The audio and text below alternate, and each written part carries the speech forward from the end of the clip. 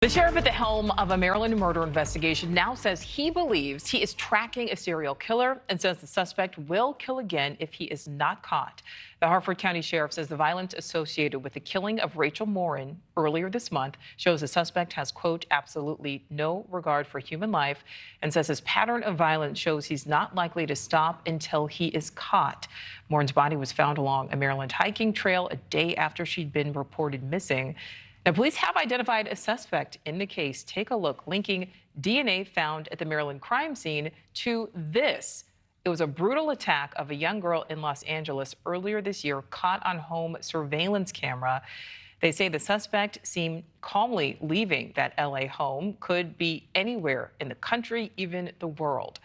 Rachel Morin's sister emphasized the need to catch the suspect, speaking exclusively with NewsNation's Ashley Banfield last night.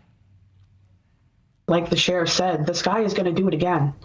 It could be, your sister, your mother, your daughter. And that's what people don't get. I don't understand why no one's come forward. To me, it's obvious that somebody recognizes this guy. They have to. It's like I could see him move and know, if this was somebody I knew, I would know who it was. So I'm really hoping that somebody comes forward soon. Somebody is brave enough to do that, to do what's right. And obviously that family's still trying to process their loss there. Let's welcome in now Misty Marris, legal analyst, trial attorney. Misty, thank you so much for your time. Do you agree with Rachel's sister there? Will someone be able to tell who that is from that little bit of footage?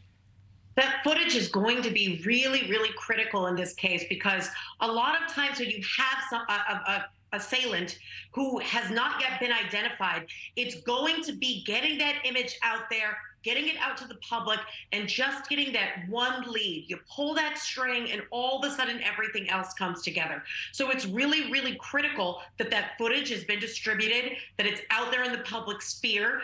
Eyes are on this guy, and eventually, as police work through the tips they have received, because remember, you get a lot of tips when the footage is released. Not all of them end up being viable or something that is truly going to lead to an arrest. So once they work through those tips, this video, coupled with the DNA that they've collected, coupled with some other information that they have about the profile of this person, could eventually lead to the arrest. Absolutely. Yeah, that video is so key as we take a look at it there.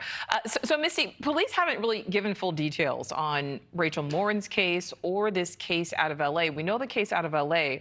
was an attack, but it was not a homicide. So what do you think that they are holding back on that now has the sheriff saying this could be the work of a serial killer?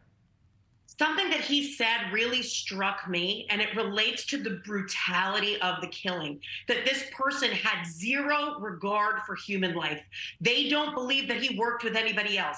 They believe this was a random attack. This was not some kind of crime of passion or something related to an acquaintance or somebody that Rachel knew.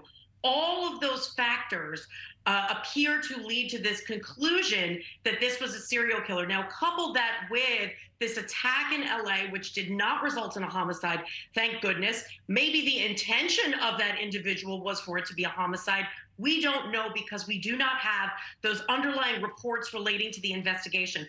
Part of that could be privacy. Listen, this is a devastating situation for the family. Learning about Rachel's brutal murder, not having been out in the public, that's something that could be for that purpose. It also could be something critical to the investigation that they're holding back from the public because they believe it would impede their ability to ultimately lock this guy up. So there's lots of different reasons, and there's discretion as to what is going to be released publicly, especially when they have somebody out there on the loose. Absolutely. Yeah, sometimes it really is better for the public to know less. Thank you for watching. Go to newsnationnow.com to find News Nation on your television provider. And don't forget to click the red subscribe button below to get more of News Nation's fact-driven, unbiased coverage.